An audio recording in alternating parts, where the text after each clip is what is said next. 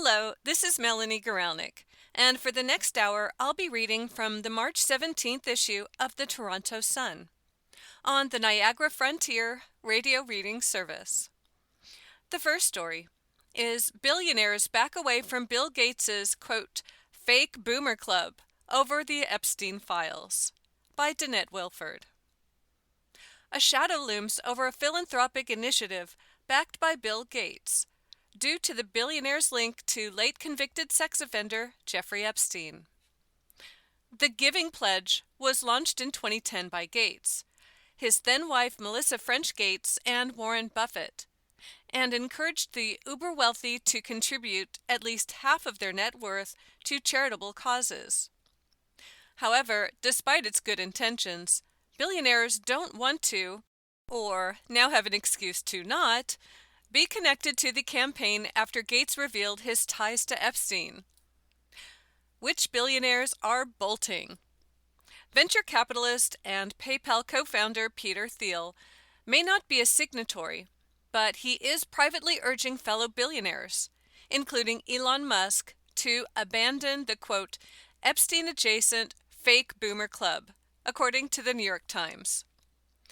Thiel told Musk that he should pull out of the initiative, because his money would go to left-wing nonprofits that will be chosen by Bill Gates, the Times reported, citing a speech Thiel recently delivered. While the campaign claims to be issue agnostic, meaning donors choose which philanthropic causes they want to support, some critics argued that the nonprofits and foundations favored by major donors reflect lefty priorities, rather than politically neutral charities. Larry Ellison, Oracle co-founder and one of the original signatories, said last year he was amending his pledge to focus more heavily on for-profit research ventures, the Times reported. Meanwhile, Coinbase founder Brian Armstrong quietly exited the initiative entirely in 2024. Removing his name from the pledge's website 5 years after signing on, according to the publication. Buffett and French Gates also departed. Buffett, 95, stepped down from the foundation, citing his, quote, physical limitations, but added that he believes in the Giving Pledge and considers it quite a success. He added, I have continued to contact possible members, but only on a minor scale in recent years. Bill Gates has continued major efforts. French Gates stepped away from the foundation that administers the Giving Pledge in 2024, 3 years after her divorce from Gates. She admitted to Wired last year that the initiative has not progressed as she once believed it would. I wish we had been even more successful with the pledge than we have been to date, she said. It's a problem to continue working on. Gates' affairs just part of the backlash. Gates has come under fire in recent weeks for cheating on French Gates with 2 Russian women he met through Epstein. The Microsoft co-founder admitted that his connection to Epstein was one of the factors that led to his split from his wife of 27 years. To give her credit, she was always kind of skeptical about the Epstein thing, he said in his public apology. Gates also expressed remorse for dragging Gates Foundation executives into meetings with the predator. I apologize to other people who are drawn into this because of the mistake I made, he said. It definitely is the opposite of the values of the foundation and the goals of the foundation. There is a close-up picture of Bill Gates taken this year at the Australia Open. He is wearing some glasses, a blue ball cap. He has a lanyard that's blue around his neck. His skin looks pretty weathered, and there's people sitting on either side of him, but they're out of focus. Photo courtesy of Lin Tao Zhang via Getty Images. That story was Billionaires Back Away from Bill Gates's Fake Boomer Club over his Epstein ties by Danette Wilford. The next story is Green-Themed Maple Leafs Hope Luck of Irish Still There versus Islanders by Lance Hornby. The Maple Leafs can carry a green Irish theme better than most NHL franchises every March 17.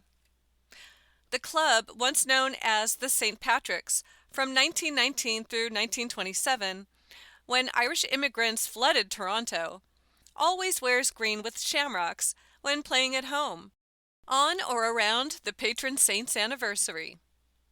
Before Tuesday against the New York Islanders, Toronto had a record of 23-16 to 3-1 on St. Paddy's Day. The farm team Marlies also wore green for Tuesday afternoon's March break game at similarly decorated Scotiabank Arena against Cleveland. Good in green. We usually play pretty good in the green in my time here, agreed Leaf defenseman Jake McCabe. Austin Matthews, William Nylander, and Max Domi were the three stars a year ago on March 17, a 6-2 home win over Calgary. "I'm pretty new to this, but I like it," said winger Dakota Joshua, checking out the game and practice gear the Leafs have been breaking in the past few days. The St. Pats descended from Toronto's NHL charter franchise, the Arenas, in 1917 through 18. They won the 1922 Stanley Cup against the PCHL champion Vancouver Millionaires in a 5-game series that started on March 17 that year in Toronto. But with declining success at Mutual Street Arena, they were sold to a consortium headed by the Conn Smythe and the J.P. Bickle in February of 1927, a move that kept the team in Toronto after a move to Philadelphia was considered. There is a picture of the jersey that the Maple Leafs wear on St. Patrick's Day, and it's white with the center being a big fat kind of Kelly green stripe, and superimposed over that is a green shamrock, and inside of that, in white, it says St. Pat's. Photo credit goes to Chris Tannoy via Getty Images. That story was Green-themed Maple Leafs hope luck of Irish still there versus Islanders by Lance Hornby.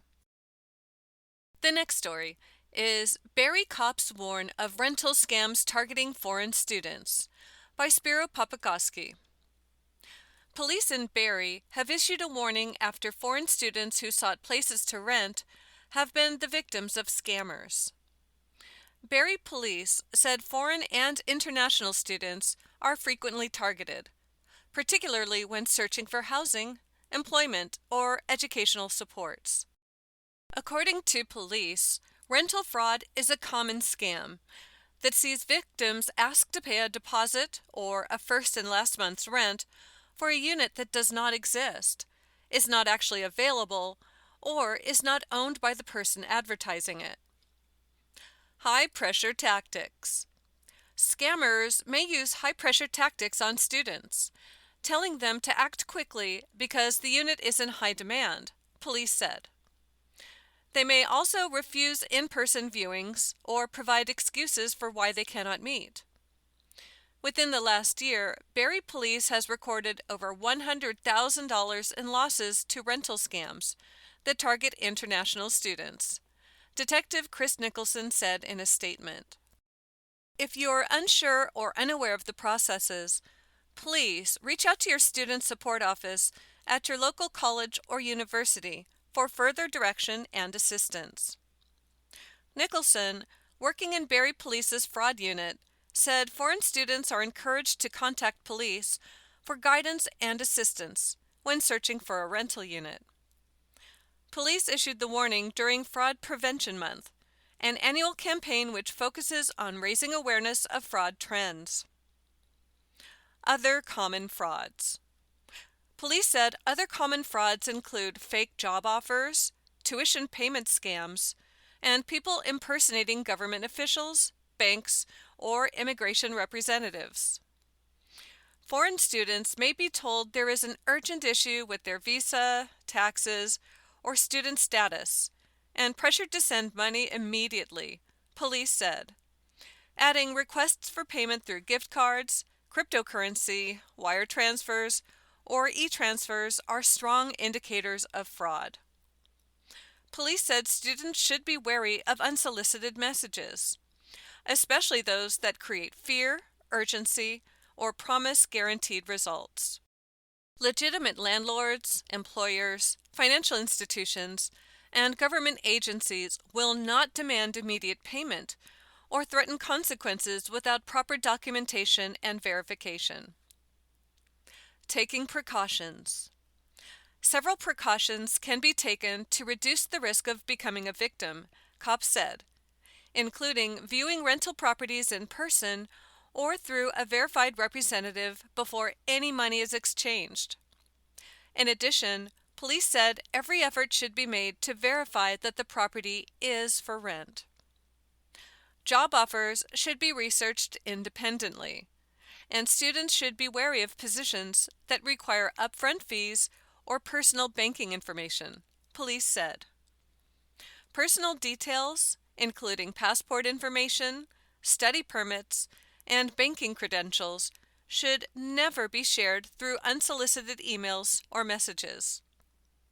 Police said anyone who believes they may be the target of a scam or who has already sent money or personal information is urged to contact authorities and report the incident to the Canadian Anti-Fraud Centre. Reporting scams help protect others and supports ongoing fraud prevention efforts, cops added. That story was Barrie Cops Warn of Rental Scams Targeting Foreign Students by Spiro Papakowski. The next story is Opinion by Kinsella. Toronto police need to act on hate signs at Al-Quds rally by Warren Kinsella. One sign shows a stooped and feral Orthodox Jewish man wearing a kippah atop stringy, payout sidelocks, his eyes black like an animal. Another features the same sort of image, a weeping Orthodox Jew, his nose hooked and exaggerated, begging the United States for salvation. Behind him, another man waves around a sign bearing Israel's flag, and the word eliminated, all in caps. A woman, her face visible, holds up a sign that reads in Arabic, quote, "We will knock on the gates of heaven with the skulls of Zionists." That is Jews. One man, masked and wearing a Palestinian keffiyeh, holds up a sign with the Jewish Star of David on it, and in its center, rats crawling in and out. There are many more signs like those. They all look like they have been professionally made and mass-produced. They are large and impossible to miss. Standing near all of the people with the signs, at different times, are uniformed officers of the Toronto Police Service, doing nothing. Anti-Semitic imagery, spiritual weapon. Joseph Goebbels was the Nazi minister of propaganda. He was a big fan of the sorts of signs that were being displayed at the Al-Quds hate rally in downtown Toronto. He called anti-Semitic imagery, quote, "a sharp spiritual weapon for war." His boss, Chancellor Adolf Hitler, loved images depicting Jews as vermin, too. In his book Mein Kampf, Hitler wrote that, quote, "all effective propaganda must be confined to a few bare essentials, and those must be expressed as far as possible in stereotyped formulas." So right after his Nazi party seized power in 1933, Hitler established the Reich Ministry of Public Enlightenment and Propaganda. It churned out images of Jews that were identical to what was seen in Canada's largest city over the weekend. Fast forward to 1979, when the Al-Quds Hate Fest was conceived by Iran's Ayatollah Ruhollah Khomeini. At that time, he called Jews, quote, "godless, blood-sucking Zionists," and Israel a stinking wound and infected gland. Toronto councillors Brad Bradford and James Pasternak urged the city to seek an injunction to stop the Al-Quds event, and Premier Doug Ford instructed his Attorney General to do likewise. Ontario Superior Court Justice Robert Senta refused the injunction, saying there was insufficient evidence Al-Quds should be stopped. That was a peculiar decision, because the annual Al-Quds events has annually provided no shortage of evidence of unlawful assembly, acts of intimidation, assaults, threats, vandalism, rioting, obstruction of justice, failure to disperse, mischief, wearing masks during an offense, and of course, the willful promotion of hatred. All of them crimes. And make no mistake, the professionally rendered signs displayed at the Al-Quds event were obviously and arguably the willful promotion of hatred against an identifiable group, namely Jews. What does the law say? Does the law apply? Well, the criminal code says hate propaganda includes things like those signs at Al-Quds. Quote, any writing, sign, or visible representation. And the Supreme Court of Canada, no less, has said that, quote, substantial harm that can flow from hate propaganda. It can cause pain and lead to, quote, racial, ethnic, and religious tension, and perhaps even violence in Canada, said our highest court. You are listening to a reading of articles and features from the Toronto Sun on the Niagara Frontier Radio Reading Service. So, images, not just words, can be hateful, and willful promotion of hate has long been considered a crime in Canada, one that is not protected by the Charter of Rights and Freedoms. That's the law. It applies to the Al-Quds signs. It is time for the law to be applied. The federal government has pushed through changes to the criminal code to make it easier for hate charges to be laid. That's good. But for now, policing remains a municipal responsibility, and prosecutions for hate crimes remain the province's duty. What Toronto police must do. Toronto police need to right now, identify who is holding up those Nazi-inspired signs at the Al-Quds hate rally. And when, not if, charges have been laid, Ontario's Attorney General needs to swiftly approve prosecutions for the promotion of hatred by the alleged wrongdoers. Will Toronto police do that? Who knows?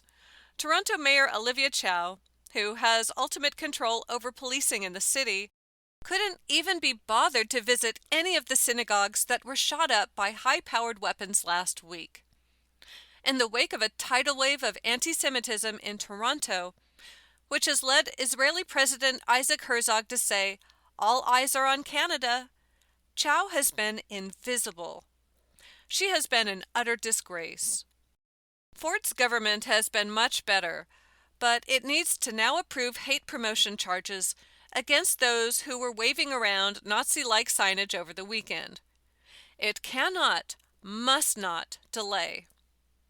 The eyes of the world are upon us, as Herzog has said. The eyes of history, too. We are being judged. If we do not act now, the judgment will not be in our favor. That story was Kinsella. Toronto police need to act on hate signs at Al-Quds rally, by Warren Kinsella. The next story is ex-NHL star Ron Duguay blames Rangers' loss on Pride Night. Bad mojo, by Spiro Papakowski.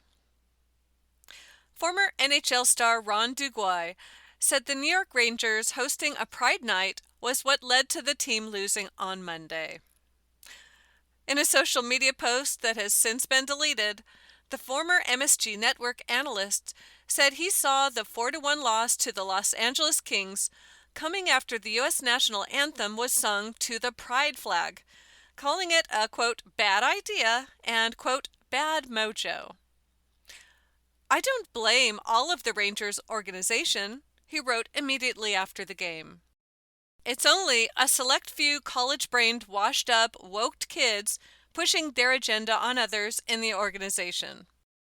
The Rangers, dead last in the NHL's Eastern Conference, offered a Pride Night pouch to the first 10,000 fans inside Madison Square Garden on Monday night. The 12-year NHL veteran in a relationship with former Alaska Governor Sarah Palin, said most Ranger diehards just want to watch games without these types of promotions, believing that 70% of fans wanted no part of it at all. Quote, "Just wanted a family night out, husband, wife, and kids," he wrote. That's what @NY Rangers need to celebrate. Ranger leadership needs to show some courage and stop this. That post and a second, containing a screen capture of the original message, were deleted by late Tuesday morning. Diagnosed with stage 4 cancer. In late February, DeGuy revealed he has stage 4 cancer, and his family launched a fundraising campaign to help cover the costs of his treatment. Quote, "Our dad has never been someone who asks for help, especially when it comes to money," his family wrote on GoFundMe. He has always tried to handle everything on his own and didn't want to burden anyone else with what he's going through.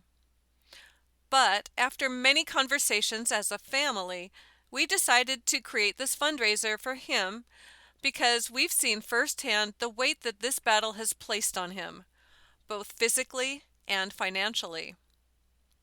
His family said regular flights from Florida to California for treatment, as well as medical care, holistic therapies, supplements, and alternative healing approaches, has drained his finances. As of Tuesday, more than $128,000 US has been raised. Scored 40 goals in New York. DeGuy was drafted 13th overall by the Rangers in 1977 and had his best year with the team by netting 40 goals during the 1981 through 82 season. The Sudbury, Ontario native was traded to the Detroit Red Wings in 1983, which saw him accumulate a career-best 89 points in 1984 through 85. He also played for the Pittsburgh Penguins and Kings, finishing his NHL career with 864 games played, 274 goals, and 620 points. There is a picture of Ron DeGuy. He is seated like in a hospital in a padded chair with his arms facing up, and he's got all of these needles in his arm with lines going to a machine behind him, and a nurse is tending to him. That is, oh goodness, that's courtesy of his GoFundMe campaign. That story was ex-NHL star Ron DeGuy blames Rangers' loss on Pride Night. Bad Mojo by Spiro Papakoski.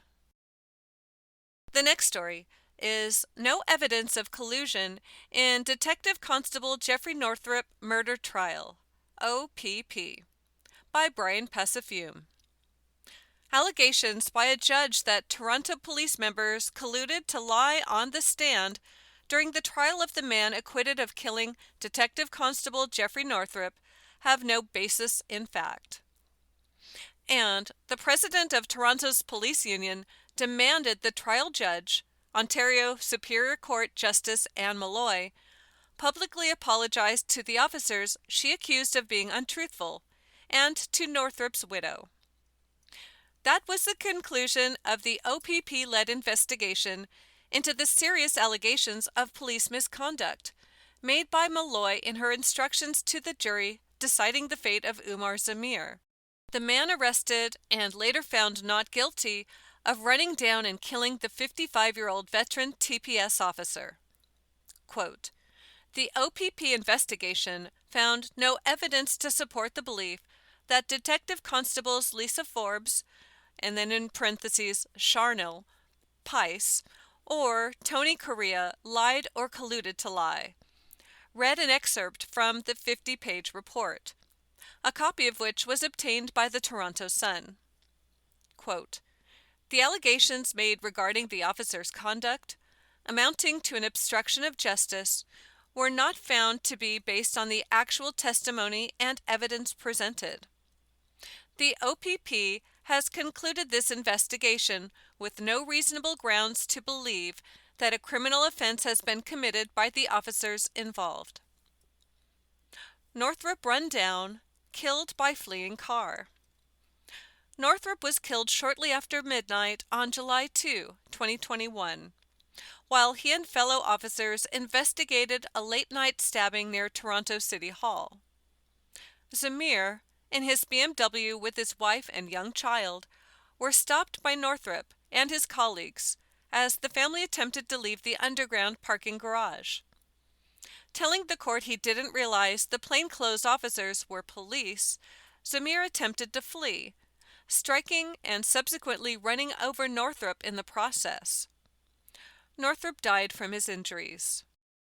The report, released Tuesday afternoon, came at the behest of Toronto Police Chief Myron Demkiw, who in April 2023 requested the OPP conduct an independent review into comments made by Justice Malloy during her charge to the jury, instructing jurors that they must consider the possibility of collusion amongst officers who witnessed Northrop's death. Judge told jurors to consider police collusion. Malloy told jurors evidence presented at the trial did not match what Forbes, Pius, and Correa testified, particularly concerning Northrop's position when he was struck, with all three officers telling the court that Northrop was standing upright in front of the car when he was struck. When three versions of an event are wrong, and wrong in the same way, you must also consider whether there has been collusion between those witnesses, Malloy told the jury. Ladies and gentlemen, it is possible for one officer to have a memory of Officer Northrop standing in front of the vehicle in the middle of that laneway with his arms raised to his chest level and his palms outstretched, even if that memory is not accurate. It is for you to decide if it is possible for three officers to have that same mistaken memory. While TPS collision reconstructionists concluded Northrop was standing next to Zamir's front left fender and knocked to the ground when the car reversed, the OPP's reinvestigation found no evidence to support this, claiming both the TPS and defense analysis failed to take the BMW's collision mitigation technology into consideration. The OPP reconstructionist concluded Detective Constable Northrop was standing at the BMW's front left corner when the BMW accelerated forward, struck Detective Constable Northrop, plowed him along the ground, drove over him, and fled the scene.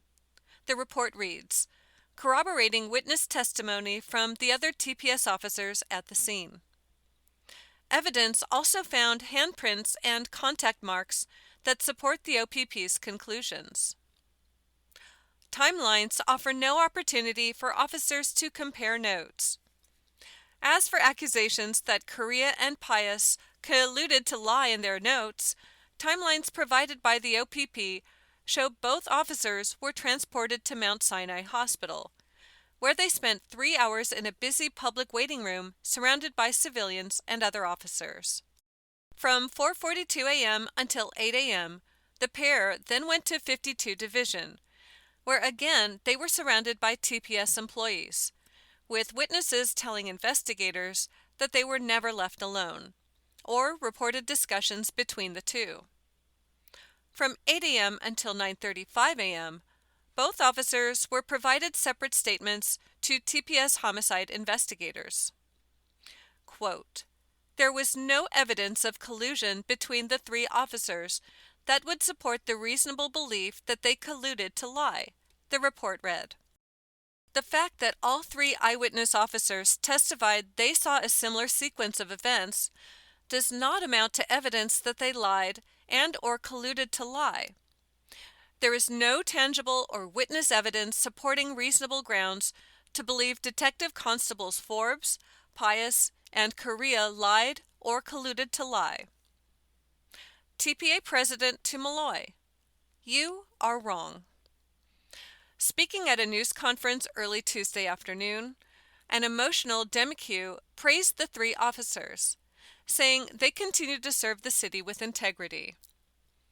The independent investigation has now determined that they did not lie, said an emotional Demkiw during a Tuesday afternoon news conference.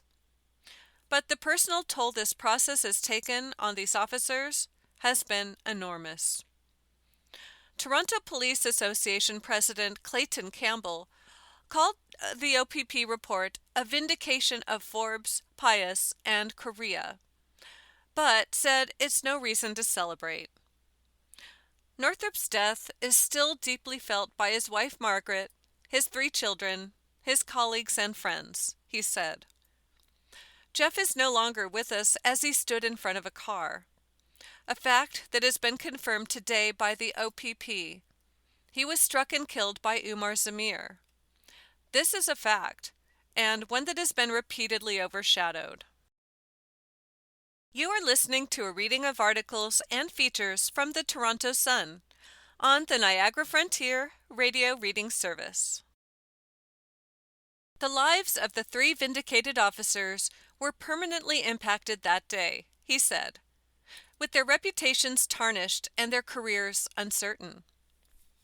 They've been living with these shadows of a doubt from the comments made by the trial judge, Justice Anne Malloy, Campbell said. She categorically said that our members were neither truthful nor reliable. She stated that our officers pointed their guns at the head of Mr. Zamir and his wife. Today, I clearly say to Justice Malloy, you are wrong. Northrop death prompted changes, Chief says. He said that while police officers are held accountable for their misconduct, the same should be true for judges. While Jeff's grieving widow and colleagues sat just feet away, Malloy apologized to a man who killed a police officer. Campbell said, demanding Malloy do the right thing and offer a public apology.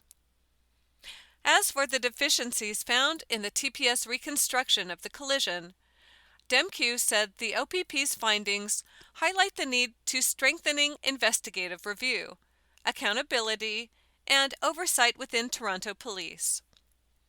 Since 2021, the Traffic Services Collision Reconstruction Unit has undergone significant changes in training and investigative practices, DEMQ said.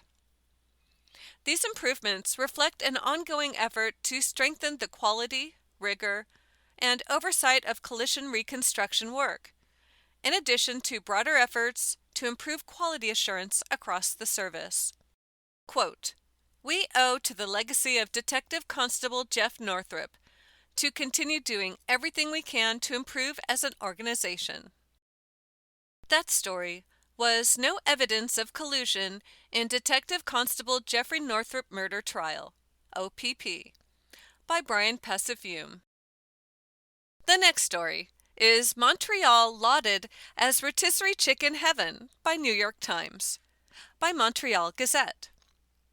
The New York Times has died and gone to rotisserie chicken heaven in a new article bestowing heaps of praise on Montreal's barbecue chicken scene.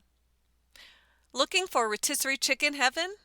It's in Montreal, opens the piece from New Orleans-based food reporter Brett Anderson, who places it alongside poutine, smoked meat, and bagels in the pantheon of Canadian culinary classics, all Montreal-centric, of course. Anderson covers Little Italy's Rotisserie La Lune, the more formal spot from the venerated Mon Lapin team. But he also shares a few words on the iconic bird slingers, from the snug booths at the pine-paneled Chalet Barbecue in NDG, the defunct Laurier Barbecue, without including its failed dalliance with celeb chef Gordon Ramsay, and the rise of the mega chain St. Hubert Barbecue. The Times also delved into the Portuguese influence on our chicken, with nods to Plateau Mont-Royal staples Coco Rico and Ramados. Montrealers reacted to the piece. Quote, Montreal has the best food scene in the world right now, and it's not even close, said Shopify's Harley Finkelstein on X. He called La Lune, quote, one of my favorite restaurants on the planet. In Montreal, even the rotisserie chicken is amazing, said Leslie Roberts, Montreal City Councillor for Peter McGill. Americans also shared their thoughts. Vulture's Rebecca Alter said on X, quote, "It really is a rotisserie culture up there. Way more Portuguese cultural influence, plus national chains like Swiss Chalet and St. Hubert, for which there are no American equivalents. Boston Market is a very different thing, in case you were wondering." La Lune received a big gourmand recommendation, given to restaurants of, quote, "good quality, good value," in last year's inaugural Michelin Guide for Quebec and Montreal. That story was Montreal lauded as rotisserie chicken heaven by New York Times, published by Montreal Gazette. The next story is Hunter. Accused Moncton trash bin killer has illustrious criminal CV, by Brad Hunter. The trajectory is fairly typical, and anyone remotely curious can follow the path. The kickoff might be drugs, drunk in public, or a stolen car. The next stage will be assault or armed robbery. You can typically find these bon mots on Google in the police blotter. And then, the big enchilada: murder. Woman's body found in trash bin. This appears to be Devlin O'Blenna's chosen life path. O'Blenna, 35, has now allegedly drank from the criminal Milou's golden chalice. The Moncton man is charged with first-degree murder in the grisly slaying of Melissa Price, 39, whose body was discovered in a garbage bin on February 15th. The charge has not yet been tested in court. Cops in Canada keep it buttoned. Anyone in media who has worked in the U.S. will tell you it's like night and day, and sometimes for good reasons. Other times, the rationale is simply ridiculous. In Moncton, the RCMP are saying little about tragic Melissa Price and the allegedly hyper-violent Mr. O'Blenna. This leads to widespread speculation and rumors made out of whole cloth. Was it drugs? Jealousy? Paranoia? Sex? Cops aren't saying much about the slaying of the stunning blonde mother of 3. Victim was, quote, "pure fire and passion." Melissa was no angel.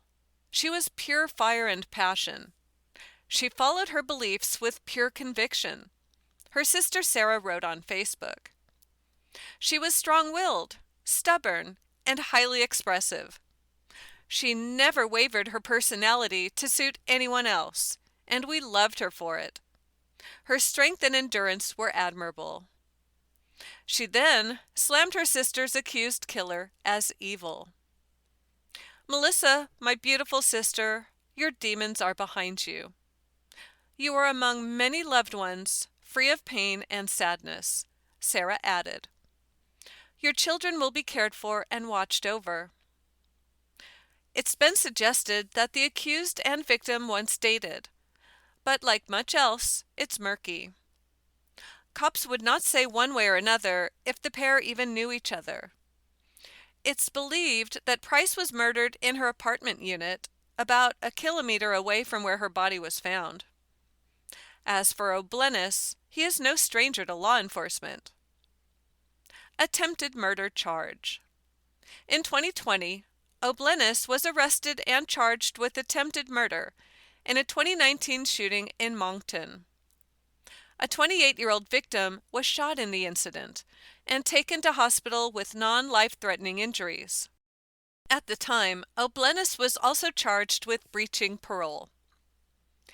Our protagonist got it down to aggravated assault, and Buddy was serving a 4-year, 6-month, and 19-day sentence for discharge restricted/prohibited firearm with intent and possess weapon contrary to prohibition order. Then he got back on the radar on March 7, 2024, when a warrant was issued for breaching the conditions of statutory release. O'Blenna had been sprung from a Quebec prison, but oh dear, he failed to report to a community correctional center in St. John. The breaching probation chapter is requisite. Of course, local wags in Moncton are wondering, Why wasn't Buddy still in the slammer? Well, kids, this is Canada, and punishment is reserved for the virtuous. It was no secret that O'Bleness had an explosive temper. Was he being monitored? The only thing I can conclude is that someone on the parole board gushed, "Oh, if I could only change him." And somewhere else in Canada today, a similar narrative and trajectory is being followed. There is a picture of Devlin O'Bleness. He is just standing in front of a plain white wall. He is shirtless with his hands cupped kind of in front of his crotch. And his arms are covered in tattoos. There's like a scary face tattoo on his upper right chest, some weird writing by his belly button, and his hair is shaved very short. It's brown. And he's just staring at the camera. Photo courtesy of Devlin O'Bleness via Facebook. There is also a picture of Melissa Price. It's an extreme close-up of her face. She's super beautiful with green eyes. She has a little gold nose ring, blonde hair, and she's just smiling at the camera. Photo credit goes to Melissa Price via Facebook. That story was Hunter. Accused Moncton trash bin killer has illustrious criminal CV by Brad Hunter. The next story is unprecedented meningitis outbreak in Kent has British officials scrambling to contain it by Ling Hui. An unprecedented meningitis outbreak in the English county of Kent has public health officials on high alert after the highly contagious infection claimed the lives of 2 young people and sickened 15 others. The disease, often caused by a bacterial or viral infection, was first detected in the city of Canterbury between March 13 and 15, according to the UK Health Security Agency. Of the 15 cases under investigation, 4 were lab confirmed and 11 are under investigation, the UK HSA said in an update on Tuesday. It is said some of the cases are Group B meningococcal disease. It's believed the outbreak may have started at a nightclub event in Canterbury.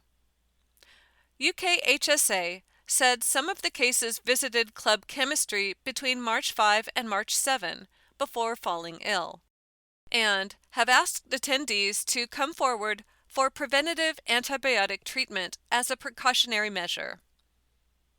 University students and youths among those falling ill. Included in the outbreak are 4 schools in Kent, which have confirmed cases, the BBC reported. Most of the infected are believed to be between the ages of 18 and 21, with a number of them students from the University of Kent, according to the BBC. The outlet reported that a 21-year-old student and 18-year-old high school student had died from the disease. A university student who had gone to the club and collapsed before being hospitalized for meningitis told the BBC that a seizure left her body with cuts up to her face. "I've still got a headache and aching. It's going back down my legs," Keely Goodwin, 21, said. Vaccination campaign underway.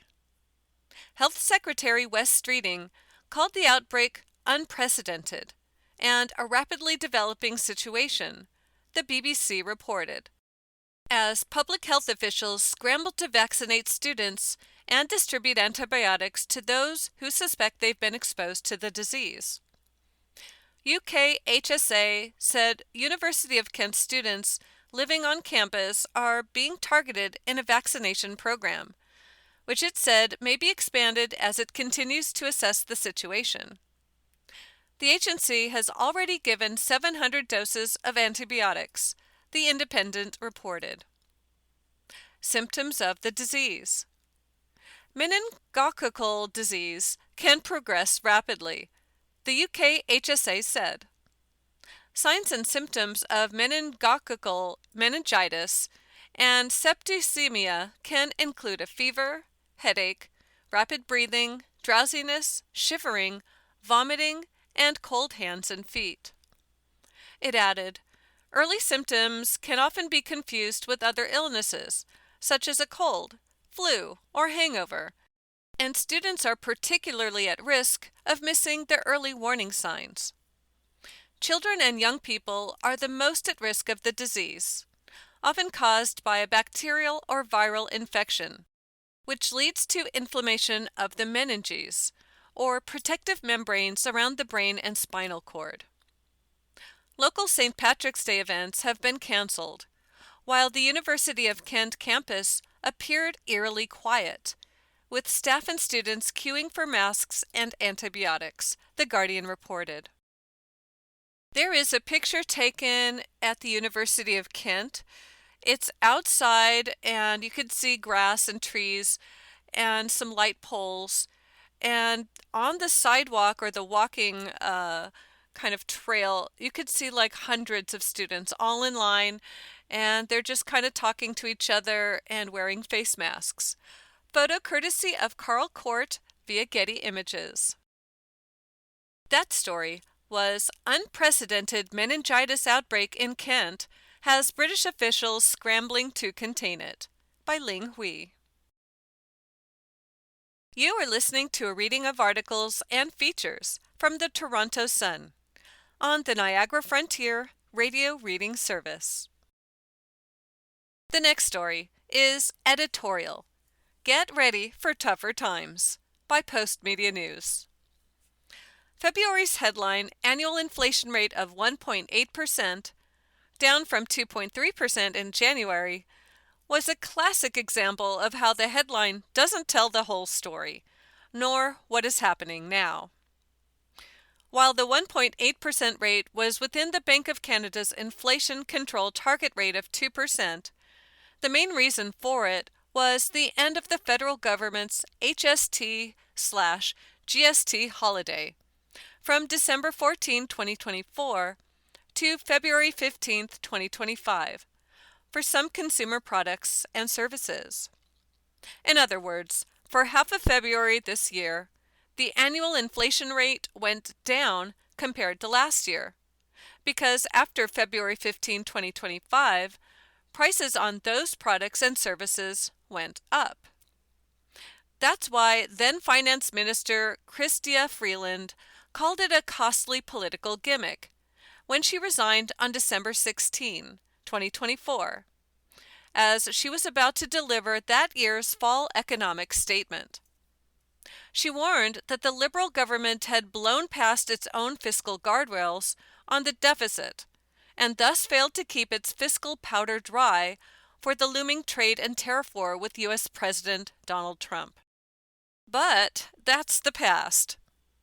What's coming in the next Statistics Canada report on the annual inflation rate for March will be the full effect of the loss of tanker traffic in the Strait of Hormuz, which will have an upward impact on the cost of a wide range of consumer prices and services, beyond just oil and natural gas. While the annual rate of food inflation, key to the cost of living for the average Canadian household, slowed to 4.1% in February compared to 4.8% in January, the bad news is that overall, food prices have increased by 30.1% since February 2021. None of this is good news when combined with February's unexpected loss of 84,000 jobs nationally, primarily in the full-time private sector. That increased the unemployment rate to 6.7% from 6.5% in January, one of the worst economic performances in recent history outside of the pandemic years. Obviously, not all these factors can be blamed on Prime Minister Mark Carney's government.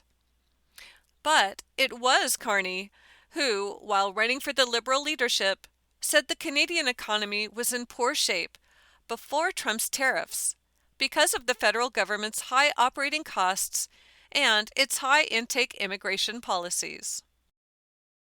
That story was editorial. Get Ready for Tougher Times by Postmedia News. The next story Is Jack Hughes' once gold medal winning puck back from Hockey Hall of Fame? By Jordan Ursett. American hockey star Jack Hughes is calling interference on the Hockey Hall of Fame. The New Jersey Devils forward, who scored the gold medal winning goal for the U.S. team at the Milan Cortina Olympics, sounded like he wasn't too pleased that the puck he fired past Canadian goalie Jordan Binnington in overtime on February 22 ended up in Toronto at the Hockey Hall of Fame. In fact, Hughes told ESPN in an exclusive interview that he was trying to get it back. Like, that's bullshit that the Hockey Hall of Fame has it, in my opinion, Hughes told ESPN's Greg Wyshynski. Why would they have that puck? Puck nowhere to be found, at first. The puck's whereabouts had caused some concern last month when Hughes told TNT during an NHL post-game show that he had no idea where that puck went. I know who doesn't have it is me. I sure as hell don't have it. That was before Sportico reported the valuable piece of vulcanized rubber. Some reports have it worth pegged at north of $1 million on the auction block, had been sent to the Hockey Hall of Fame, citing confirmation from the International Ice Hockey Federation. And that's not the only historic puck being housed on Yonge Street. Or is it Yonge? I'm not sure. The Hockey Hall has all three that were used to score goals in the men's gold medal game and the one that beat Canada's Anne-Renee Desbiens in the women's final when Team USA's Megan Keller scored her overtime winner. Hall of Fame exhibit opened this week. The women's golden goal was in fact delivered to its new home recently by Team USA forward Alex Carpenter, as the Hockey Hall unveiled an Olympic 26 exhibit featuring game-worn jerseys, gloves, and sticks, including artifacts from team captains Sidney Crosby and Hilary Knight. The Olympic 26 display will help ensure that these unforgettable Olympic moments are preserved for our guests from around the world to experience. Hockey Hall of Fame President and CEO Jamie Dinsmore said in a news release issued Monday to announce the exhibit's opening. An email seeking a comment from the Hall about the future of the pucks and how long the limited-time exhibit will run was not immediately returned. One thing is for certain, Hughes wants some of those pucks back. I don't see why Megan Keller or I shouldn't have those pucks, he told ESPN. Hughes says Dad would love having puck. Hughes, who is currently dating Canadian pop star Tate McRae, also said that he doesn't want the puck he used to secure the U.S. its first men's hockey gold medal since the Miracle on Ice at the 1980 Lake Placid Games for himself. It would instead go to his dad, who collects keepsakes from Hughes's hockey career, as well as other memorabilia linked to his NHL brothers Quinn, who was with the Minnesota Wild, and Luke, who was with the Devils. I know he'd just love having it, Hughes told ESPN. When I look back in time in my career, I don't collect too many things for myself, but my dad's a monster collector for the three of us. I know he would have a special place for it. There is this great picture of Jack Hughes with Team USA. They had just won the men's gold medal with Canada at the Milano Cortina 2026 Winter Olympics. He's in his jersey that's red, white, and blue. He's wearing his gold medal around his neck, and there's people kind of in chaos behind him. And he's smiling really big and looking up, and he's missing like his front middle tooth. Photo courtesy of Gregory Shamos via Getty Images. That story was Jack Hughes wants gold medal winning puck back from Hockey Hall of Fame by Jordan Ursett. The next story is Detector Dog Darla sniffs out 22 kilos of raw meat at Pearson Airport by Spiro Papakowski. Detector Dog Darla helped Canadian border officials confiscate more than 22 kilograms of meat from a traveler at Pearson Airport. On Monday, Canada Border Services Agency, or CBSA, said on social media that the Labrador's nose helped to flag luggage that contained raw duck, pigeon, chicken, and rabbit. The traveler arrived on a flight from Egypt, the border agency added. Raw meat frequently carries salmonella bacteria, which can cause infection and lead to diarrhea, fever, and abdominal cramps. Food must be reported. People who enter Canada, whether they are a citizen or not, are required by law to declare all food, plant, and animal products. Those include live animals and animal products, such as cooked or raw meats, hides, skins, trophies, milk, fat, butter, cheese, eggs, fish, and seafood.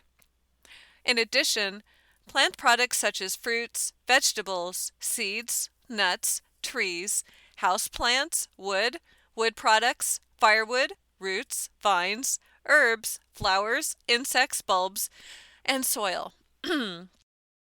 Inadmissible goods may be confiscated and disposed of, or ordered removed from Canada, the CBSA says on its Food, Plant, and Animal Inspections page. Travelers may also be held responsible for any costs related to the disposal, quarantine, treatment, or removal of these items from Canada. Penalties for not declaring any foreign products or providing required permits or certificates can lead to the detention of items, a penalty up to $1,300, and prosecution. Common items not declared. Travelers may not realize the hazards associated with food, plant, and animal products, the CBSA said. These products may carry invasive species and diseases, and may cause risks to Canada's food supply, economy, environment, and our health.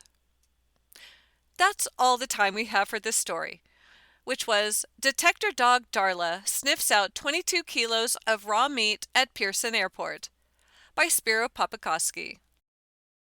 You've been listening to a reading of articles and features from the March 17 issue of the Toronto Sun. Your reader has been Melanie Gorelnik. Thank you for listening.